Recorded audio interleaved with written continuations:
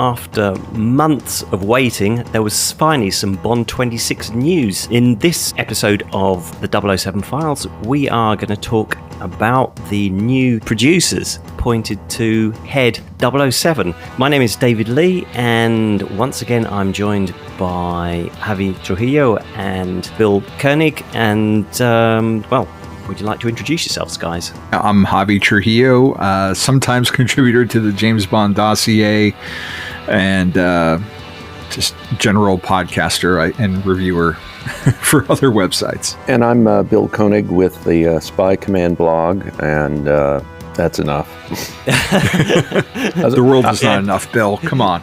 Well, I could say, I'm about to lose my Michael G. Wilson impression bit. The market's going away. Yeah, I noticed that the Bond 26 timeline is now the A1 timeline. Yes. Yeah. Because I didn't want to mix up all this, what's going to happen under Amazon ownership with all that Bond 26 stuff. And in a way, the reason it was known as Bond 26, that was, the numbering of the Eon series. And, and I just think it's a new era, and it's a way of kind of separating the last gasp of Eon and the new gasp of Amazon. Yeah. I think the only thing is, if you start talking about Bond A1 to anybody, they're not going to know what you're talking about. They're going to think steak sauce. Maybe. I'm going to stick with Bond 26 at the moment, but if there's a general consensus that we change the numbering, then I will change. But I do appreciate where you're coming from on that. Right, before we get into the producers, there are a number of other things that we wanted to talk about. There's been a few things happening in the world of Bond. So, does either of you want to start on one of the topics that we've got listed? Well, we could talk about the Oscars real quick, because that, in effect, turned out to be the sort of swan song for Barbara Broccoli and Michael G. Wilson. There were definitely songs. Yeah, there were definitely songs, because that took place on March 2nd, I believe, and the Amazon deal, which had been announced in February, closed on the 24th, and then the new producers were announced on the next day, on the 25th. I thought that Amazon might put out a separate announcement, but all they did was they went back to their original press release and put a little update at the top. I was really surprised by that as well. I thought there would be some big fanfare, but I guess the fact that they had producers to announce kind of would have overshadowed that anyway. Yeah. So they are now, they still retain ownership and they'll get a cut of whatever profit Amazon makes, but as a creative force, they are done. And it'll be interesting, though, to see whether Eon is mentioned on the titles. Those would be some really long titles. I think James Bond and Friends even mentioned that, where it's like, Cubby Broccoli's Eon Productions in association with Amazon and Amy Pascal and David Hammond. You have to have like a scroll. At the start. It's like a Star Wars movie. The credits are going to be so long just for the main titles. Yeah, they should do it. I will make a prediction. I would not be surprised if Broccoli and Wilson show up in the credits with a title like executive producer. Because executive producer can be somebody who's actually involved with the film, but a lot of times it isn't. Yeah, it can mean an honorarium nothing at all. Yeah. And I'll give you one quick example. So the 1989 Batman movie, the producers were Peter Guber and John Peters, and then they got hired away by Sony to run the studio, but they still got an executive producer credit in the sequel in 1992, even though they had nothing to do with it at all. I was going to say Michael Uslan, who's really a producer on 89 and, was championing that style and tone for years. He has a producerial credit on everything that Batman sits. Yeah. Whether or not he's on the set or has any creative say, I mean, he's kind of like just a chairman emeritus at this point. Right. And gets a profit from that. So, well, and Blade Runner 2049 or whatever it was called had a producer credit for a guy named Bud Yorkin, which was interesting because Bud Yorkin had been dead for 2 years. Right. Wow. He had been involved in producing the original, so I assume it's a contractual obligation. Alive or not, he gets in the movie. So anyway, I suspect that Wilson and Broccoli will have their names in the like with the title executive producer. I mean, it wouldn't surprise me anyway. I forget, did either of you watch the Oscars live? I think, David, you did not, right? No, I didn't, because it was some crazy time for me. I watched it live. I was surprised that they went to the lengths that they did, given the time that they had. And especially at that point where we wanted some kind of news. But the fact that they spent that much time on it when there wasn't any movie to produce, I mean, I think that says something. As a fan, where we've been waiting now for years for anything, just to get some kind of acknowledgement out there and to keep Bond in the public consciousness, I think is a good thing. So I enjoyed it for what it was. Yeah, it was fine. The Never Say Never Again clip was literally a couple seconds. And it's because what they were doing, if I remember correctly, they were editing the various actors saying a word or sometimes just a syllable. So it came out Bond, James Bond, and Connery from Never Say Never Again was, I think, the end of that sequence. And people were getting upset, but they had to basically rip up their script, which I'm sure was in pretty advanced stages at that point. Then you have to okay, what songs do we get? Who do we get to sing it? I mean, the fact that there was a dance number, that takes time to choreograph. And I think I was shocked too that, throughout the whole red carpet ceremony, I'm like, oh, there's Michelle Yeoh and all these other various Bond associated actors. And at the end of the day, we got Halle Berry, which was great because it makes sense because she's an Academy Award winner and she worked during the Eon era. But I was just surprised that with the amount of Bond alumni there, that it was just one person. They didn't have more of them take the stage. And then to have Margaret Qualley do a dance number, it was, it took me aback. Not that she was bad or anything, but I was just because she has her connection to Bond is so tenuous. It's basically her mother was in a special feature for GoldenEye in 1995. So it's not direct like Ana de Armas or something. Mm-hmm. But and she's an accomplished actress in her own right. So it's just interesting that this all came together. I would love to hear more about how this weird little moment came up. And if you think of prior Bond at the Oscar moments, I always think of that. Was it For Your Eyes Only when they had the whole fight sequence? Yes, they had both Richard Kiel and Harold Sakata, and that was probably Harold Sakata's last public appearance because he passed away later that year. Well, also that was in 1982.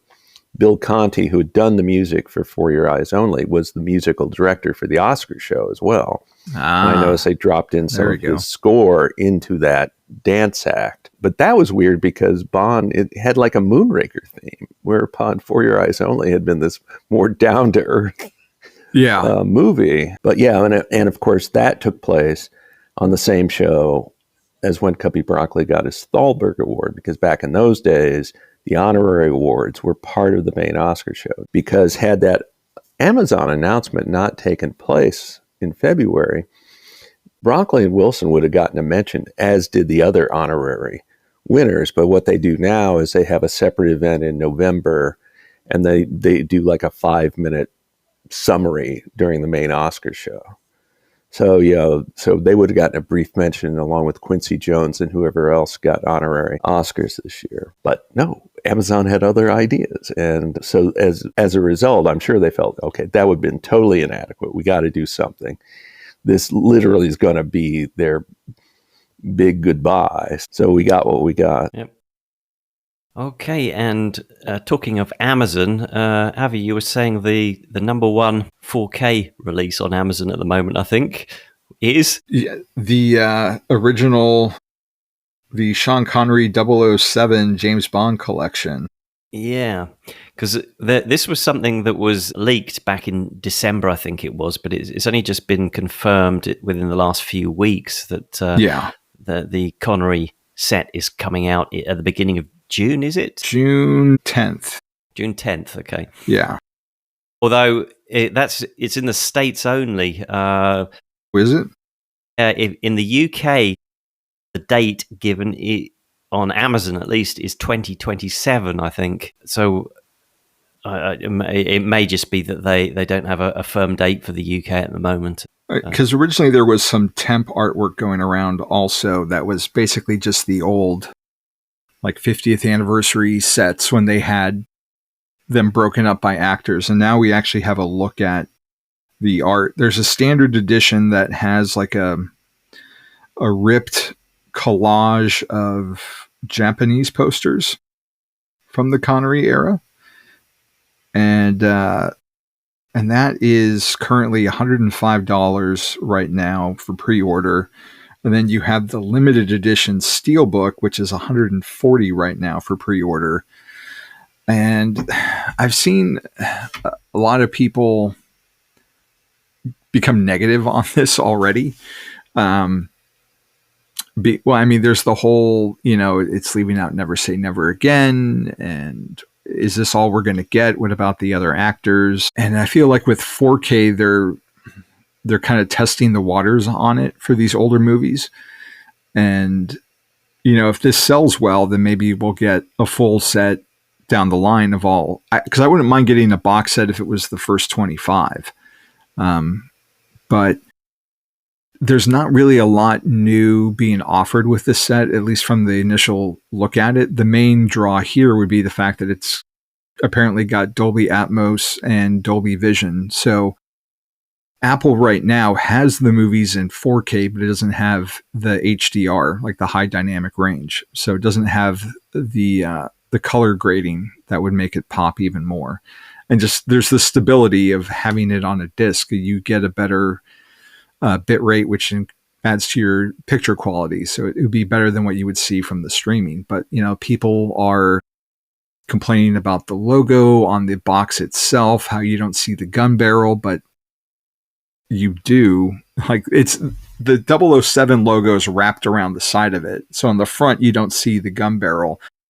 But in front of that is a smaller 007, the more modern one, which does have the gun on it. There are people who's like, it should have been the posters for the individual releases, for the steelbooks. And instead, every image is a still of Connery. And I think it looks great. The lettering is uniform across the board, so it all kind of matches. And they're good pictures of Connery that pertain to that movie.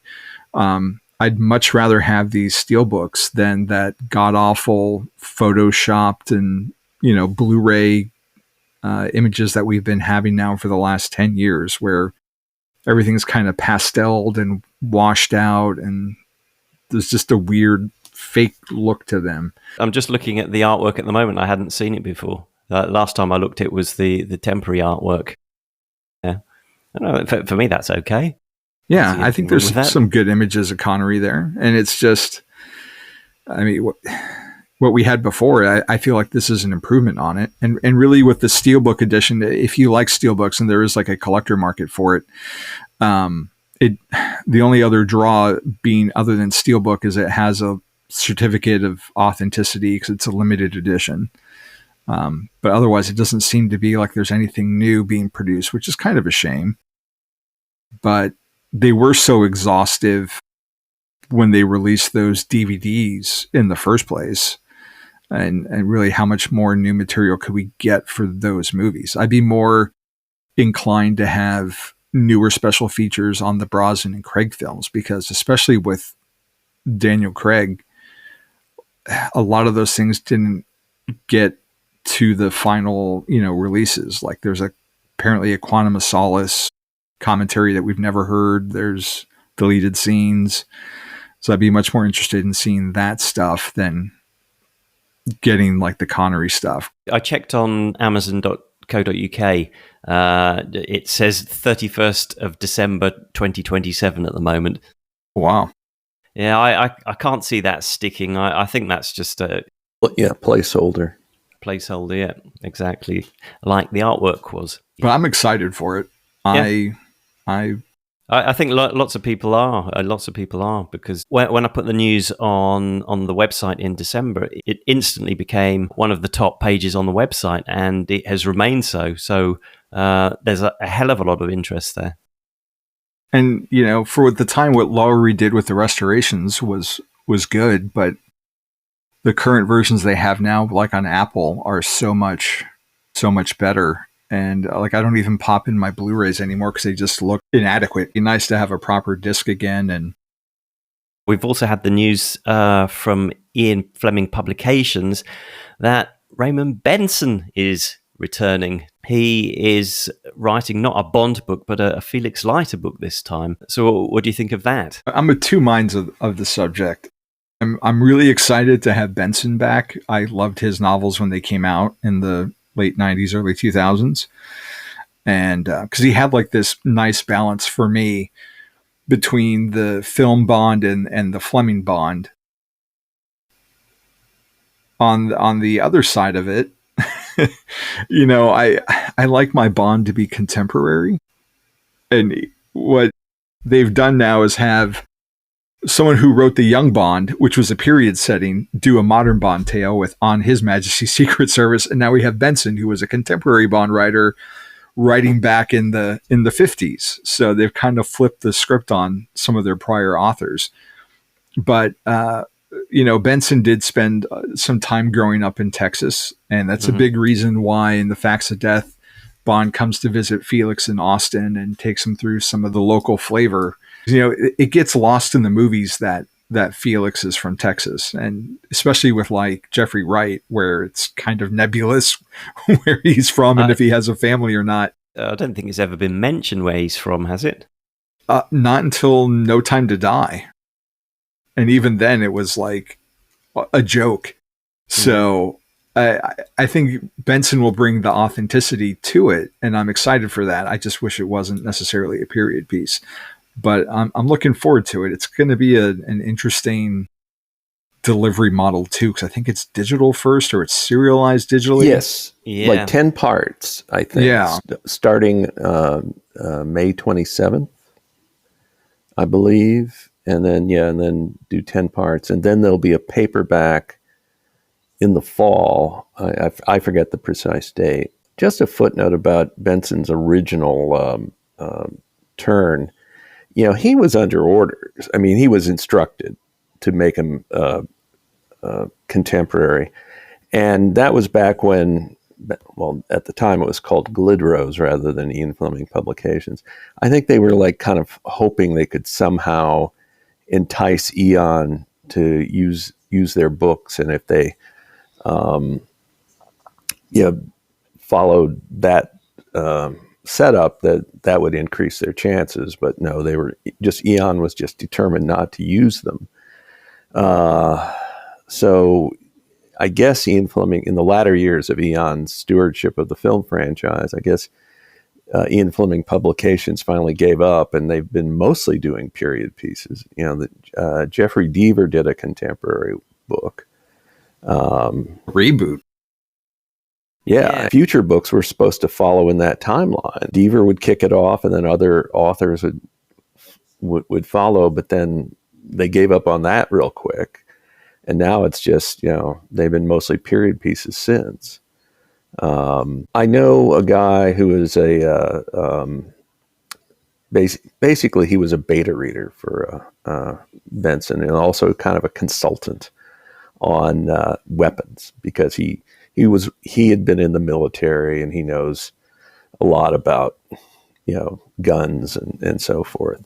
So he hinted to me that he worked with Benson on this Leiter book. So when someone only has one hand, they have to use weapons differently. than someone who has two hands.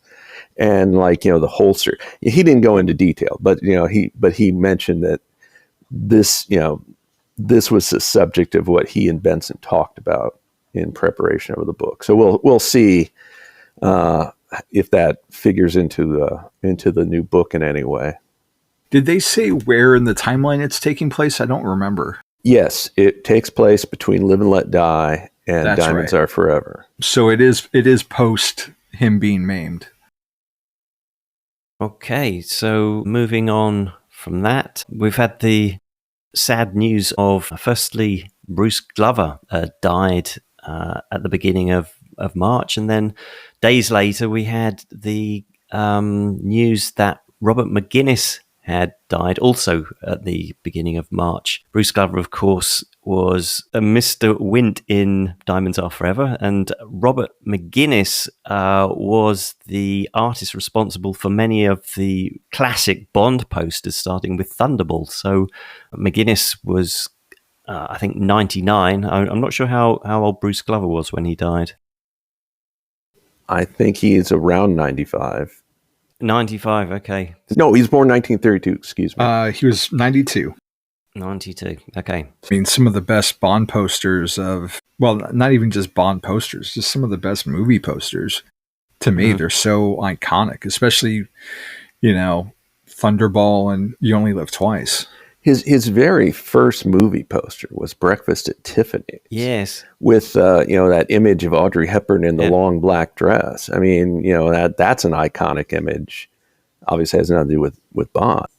I really miss the days of having proper movie posters like that, because, the ones that we've had for all the Daniel Craig era, they've just been basically photoshopped photos, and okay, they do the job, but there's no real art in them, and I don't particularly want to have that hanging on my wall. But some of those early ones I love. I mean, I've got a big From Russia with Love poster on my wall, and I think I've got a Thunderball poster just behind me, and those posters, they're lovely to look at. I think they're fantastic, and I think it's a real shame that we've gone for the Photoshop, cheapo poster rather than having an artist and who'll spend some time handcrafting something. Well, if you look at those McGuinness Bond posters, he sometimes puts things in that aren't in the movie or are different from the movie. Like, for example, Diamonds Are Forever, up in the upper left corner, he makes the laser satellite look enormous. There's like a couple of tiny astronauts, like they're doing a spacewalk around it. And in the movie, it looks, I don't know exactly how big, but it doesn't look anywhere near that big. And then in the Live and Let Die poster, the various women in the background, there's one holding a voodoo doll of James Bond. And but that idea never turned up in the movie at all. And then finally, in the Man with the Golden Gun poster, in the lower left, there's a depiction of that solar energy complex, with the super cooling things for the coils and everything. And there's explosions going on. There's like 3 or 4 guys, reacting to the explosion. Of course, in the movie, you just had the one guy running the whole plant. So in some ways, McGuinness kind of improved upon the films. It'll probably be no surprise to either of you that my first ever Bond poster that I saw was The Man with the Golden Gun, and I can remember I was in London, and on the Underground there was this poster. We were with my dad, I remember, and he said, "Oh yeah, because he's got a golden gun and he's even got 007 on his bullets," and misunderstanding whose gun it actually was. So, and I remember that quite vividly. Well, the other thing about McGuinness is that, his first one was Thunderball, and I assume these are commissions, where people would pay him, so he kept doing variations on Thunderball, including one that was online, and I found online 15 years ago, and I double checked, and it's still online, and it's very much not safe for work because you've got Connery Bond with his arms crossed. He's wearing the short sleeve, light red, pink, whatever color it was, and swim trunks, and he's surrounded by maybe a half dozen women who are either topless or naked. And looked like one was definitely modeled on Luciana Paluzzi, and one definitely looked like she was modeled on Martine Beswick circa 1965. And, at the bottom it says the Robert McGinnis collection. So, and then the other thing about McGinnis was that as great as that Bond artwork was, it was a relatively small part of his portfolio. I mean, he did literally hundreds of paperback covers. And I was researching on a site that I'm aware of devoted to crime and mystery stories. And, every so often they would do a salute to McGinnis. And I looked at one story that was posted just before his 93rd birthday, and talking about, his life and thing. And they had a lot of samples. And then there was a related site, and they had even more samples of his paperback work. So in the mystery and detective space, there was a lot of mourning for McGinnis as well because of all of that. Mm-hmm. And apparently his last movie poster was The Incredibles in 2004. And I read this thing while doing research that he made some sketches and sent them to Brad Bird, the director.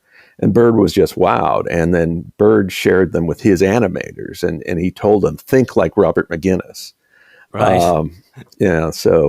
But yeah, just an amazing career. And on top of everything else, I didn't know this until he died. He played guard for the 1944 Ohio State football team that went 9-0. Okay.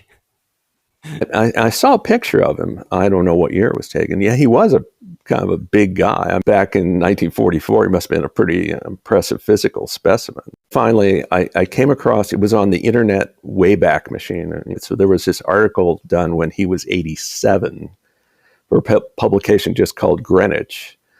He lived in Old Greenwich, Connecticut. And that article dubbed him a pop art Rembrandt. And apparently he lived very quietly. He's like, he was just fine living a kind of anonymous lifestyle. He let his art do the talking. I mean, I've had that. The poster that's behind David right now that says "Look Up" behind his head is, the same one that I've had framed in either in my office or in my living room for 25 years. He definitely set, a high bar when it came to poster art. Well, and there's a meme going around, because I know because I've used it, where it took that first illustration in that sequence, look up, look down, look out, takes Connery on the jetpack, puts an Amazon cap on him, puts an Amazon Prime logo on the jetpack. Instead of carrying a gun, he's carrying a Amazon package. It's like, you picked the right one to make into your meme. So yeah. And just one final thing on Bruce Glover, whether you like that movie or not, he was a memorable part of Diamonds. And was a great henchman. There's a great sense of menace from him. And he really seemed to embrace, his small role, in Bond film history, and would do interviews and make appearances. And I appreciate that from an actor that's still, willing to talk about his time and the franchise and speak graciously with fans. So, and I've seen him in some other things as well. And he had that gift where, no matter how small the role, he kind of, your eyes tend to go in his direction. And it's not like he's being a ham, not quite the contrary. Right.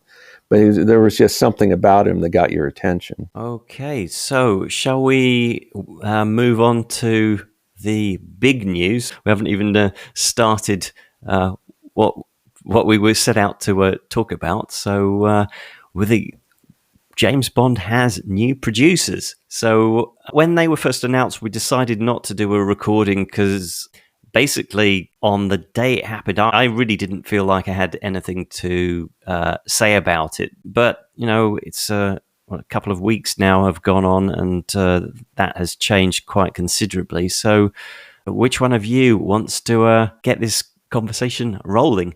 Well, let me. We know they are at work because recently there was this thing called CinemaCon in Las Vegas. And this is where the studios meet with the executives of movie theaters. And it was a very quick mention, but they said they are in London and they are working. Now that suggests that this is going to be a UK-based production. There was some fan concern, could Bond lose his Britishness? So that may be a good sign in that regard. I didn't say the names of the producers, just in case anybody has missed it. It's Amy Pascal and David Heyman. It was the latter that I wasn't familiar with.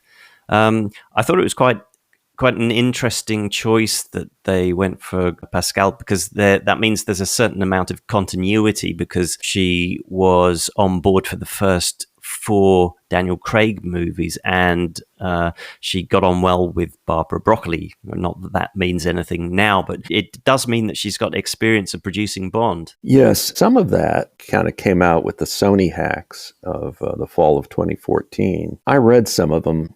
Spectre was co-financed between MGM and Sony, and there was this exchange of memos, and then like the MGM guy was alarmed about the mounting budget for Spectre, but she was kind of saying, nah, don't worry about it. I mean, it wasn't that cavalier, but she was being sort of the calmer of the two sides in that regard. And I remember also there was like some of her reactions to various script drafts. So she is involved. I have noticed kind of a mixed reaction. There are some fans who treat that as a positive. Like David says, there's something of a continuity going on, but there are others. I saw 4 YouTube channels, and just to be clear, these are not Bond-centric YouTube channels. These are more general, and it's like, oh, she's woke, and oh, this, and like, oh yeah, she produced 2016 Ghostbusters, and that was awful. So that's to be expected. That's just the social media. The social media landscape these days. And then Heyman, I'm not that familiar with his work, but he has produced Harry Potter movies, so he's dealt with a big franchise on the producing end. Yeah. Another British icon.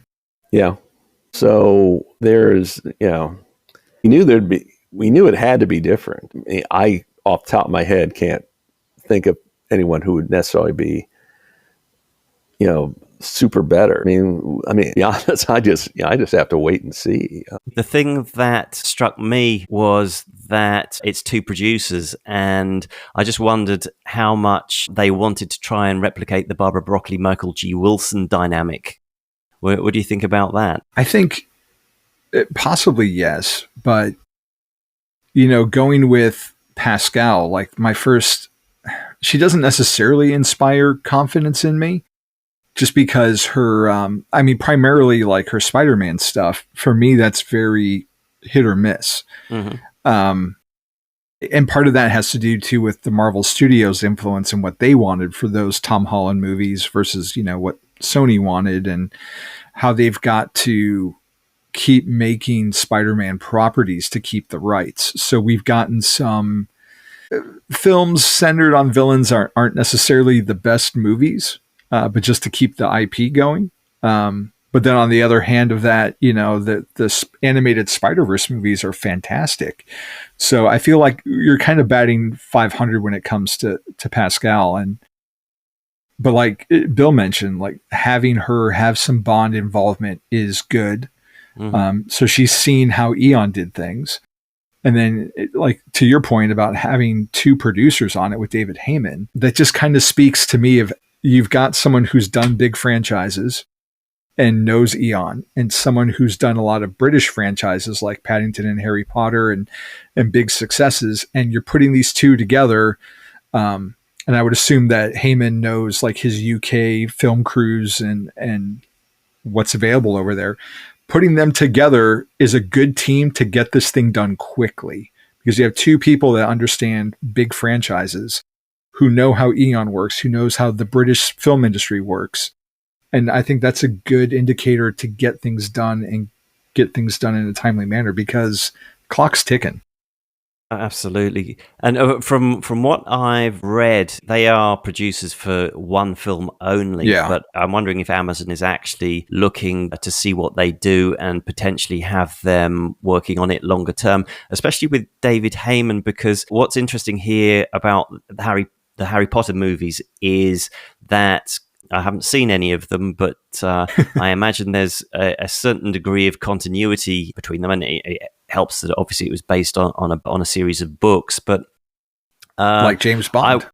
Yes, exactly. But I'm wondering if they are looking for somebody like that who is actually going to look at the bigger picture and think several films ahead and some proper planning, because that's one of the things that Eon really, really could have done better, is actually think ahead about what they were doing. And it was just, but they were just, doing every film as it came up. There was no long-term planning. And, I think, that is, if they ran out of ideas, which is perhaps one of the reasons that they did decide to sell, it's probably that they hadn't planned and they were just trying to start from scratch when they started work on each new film. And that gets very tiring if you've got things kind of mapped out. If you've already done a lot of that hard work, you don't need to spend so much time and so much energy trying to be creative. I think there's a lesson to be learned from Universal and their Dark Universe, and how that they had all these grand plans. They did a photo shoot showing all their actors that were going to be in the other movies. Mm-hmm. And the first movie came out with Tom Cruise and tanked abysmally. Right. And so all that work, all that development money, all that time, it was for nothing. Mm-hmm. And if you look at like DC, the DC movies that started with Man of Steel up until Blue Beetle, there's so many different course corrections and shifts in tone and trying to make a plan to catch up with Marvel, and it kept falling apart. And they announced a 5-picture slate, and well, some of it happened, but we never got a Cyborg movie, the Batgirl movie, all these other things they talked about, a third Wonder Woman. Like, it just, everything collapsed. And we are seeing franchise fatigue when it comes to like Marvel and Star Wars a little bit. And I think it's a good idea to, like, let's just make one movie. We don't know where we stand with Bond. We don't know where the world stands with Bond at this point, because all we hear is how he's outdated and not, meant for this world anymore. And yeah, I haven't heard that before. Yeah, right. But I mean, get the one movie done to see how they do, see where the market is at, and don't spend all this development money making like a 5-picture plan when you don't know if the first part is going to be accepted. Because that's what happened with the DC movies. They made Man of Steel. Instead of making Man of Steel 2, they tried to force feed Batman into a movie, and everyone rejected it. And then they didn't know what to do. And then you had 2 competing versions of Justice League, and it all fell apart, and no one took to it. And they spent all this money and lost all this money. And now people consider it on the studio side like a dead brand, which makes this new Superman movie have a lot, higher hill to climb. And I think with just having them do one is kind of like testing the waters to see what they can do and if it's something that they want to continue on with. Because what if they put them together and it doesn't work out? Like, Amazon doesn't like what they do. Like, it's a safe bet for them, especially after all the money they've spent to just, do a trial. And then if it's successful, okay, let's do it again, and then start to build. Well, and also I think it's important that they get off on the right foot with a movie before even attempting spin-offs, TV streaming spin-offs. I guess we're going to have season 2 of 007, Race for a Million, but that doesn't even really count. No, not really, no. But yeah, after watching the first season, like, there's the Bond connections are hidden, or non-existent in some cases. And will season 2 be Eon produced or not? Well, what it was, season 1, yes, Eon name was on it, and Barbara Broccoli and Michael Wilson and Greg Wilson had their names on it. But I think the other company really did the heavy lifting, in terms of getting the contestants and finding the places. But will Eon's name be on it at all? Well, question is, have they already filmed it? I don't know. I mean, I hear people say that, but I haven't heard for sure. I would assume it would be just because they worked on season 1 and that some of that would carry over to season 2. Contractual obligations. Yeah, exactly. The funny thing about this whole producer thing was that it was first reported, I think, by the Daily Mail, wasn't it? Yes, the Mail on Sunday, the Sunday edition of the Daily Mail. And I do remember seeing it, and it's like, yeah, okay, it's the Mail, and I just rejected it offhand, and then a couple of weeks later or so, it was what's the name of the guy?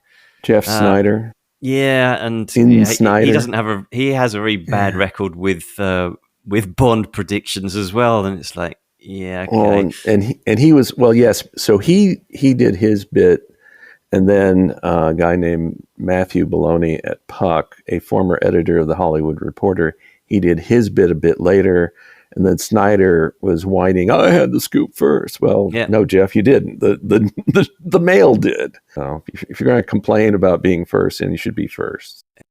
If it had been reported in the Sun, I would have probably taken a bit more notice, but because it was the Mail, I just ignored it.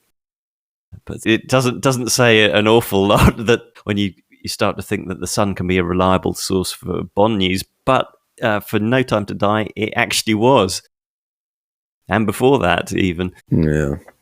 They sort of stumbled though with Bond 26. Aaron Taylor Johnson, anyone? Yeah. Just about be named. Heyman produced 2 movies, Harry Potter and the Prisoner of Azkaban and Gravity, which shared the same director, Alfonso Cuarón. Yes. Okay. Funny you mentioned that. He has been talked about as being connected to Bond 26, but I don't think the Mail actually linked him. Did they or not? I'd have to go back and look. But his name certainly came up later. Maybe it was the Snyder. He recently spoke at a group. I think it's called the Paris Cinema Club or something like that. And then he said something. Well, he said something, and then a guy in the audience puts it out on X. And he said, and now it's written in French, so I have to go by Google Translate. But according to the Google Translate of that post, he said he confirmed he's in talks to direct next James Bond without mentioning the name of the franchise. What? Yeah. and it's because what happened was someone flagged it to me and others.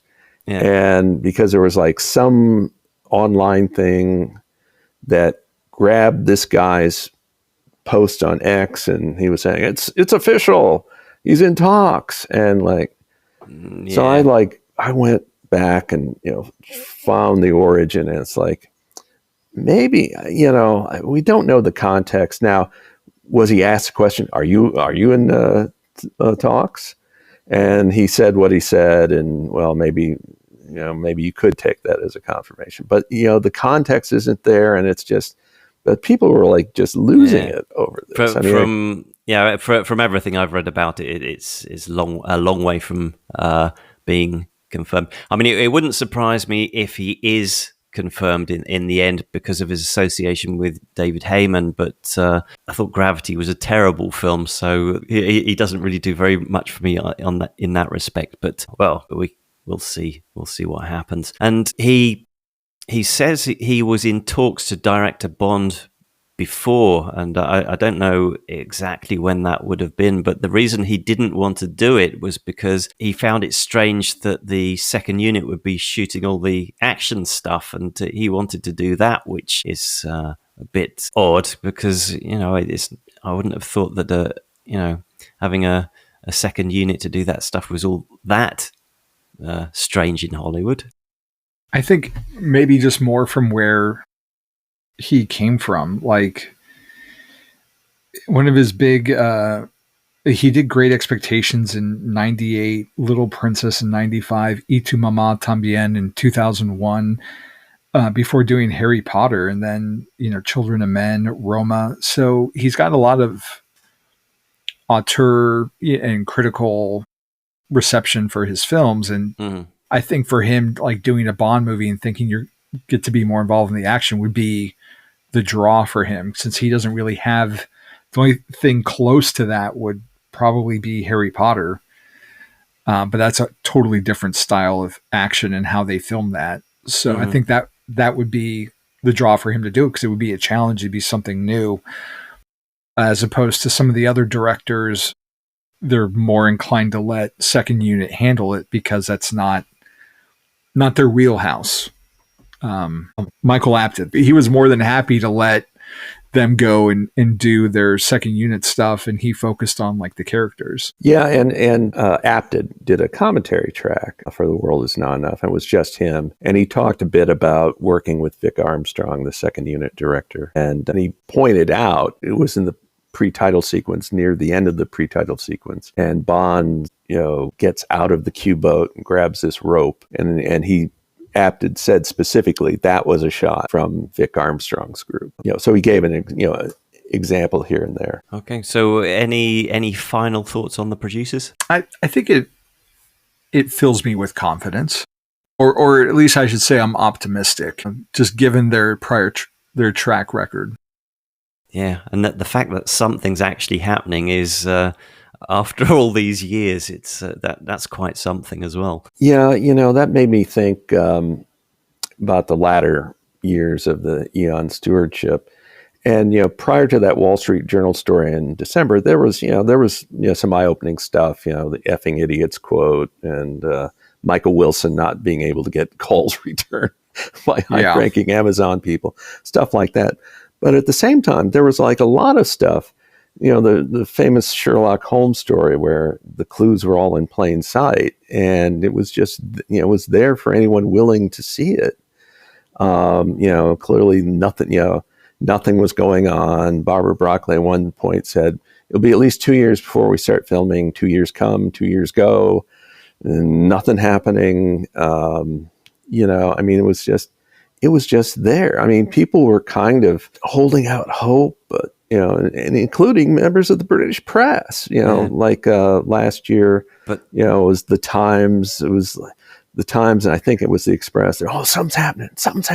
They may be hiring a director soon. And it's like, nope, didn't hire a director. But every time I suggested that one of their options was that they could sell up, I got called an idiot.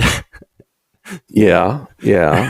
And also, if you suggested, as one time I wrote, if they don't want to do it, maybe they shouldn't do it. It's better to not do it than to do it half-heartedly. And I got some of the, probably from the same people. Yeah. How dare you say that?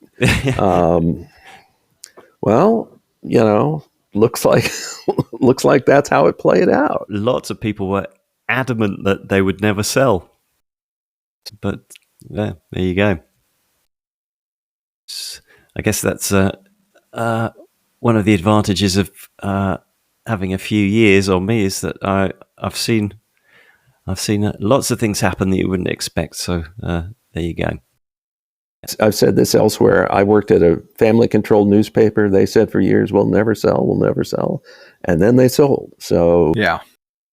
A family enterprise is hard to keep together. It can be done, but it's hard to get past the second generation. And in the end, Eon couldn't do it. Okay, I think that's probably everything. At some point, we will have some more news, director announcement or script writers or something like that. So that'll we'll have more to talk about Bond 26 then. Hopefully that's sooner rather than later. But until then, I don't know if I'm going to regret this, Bill, but where can people find you? I'm at hmssweblog.wordpress.com.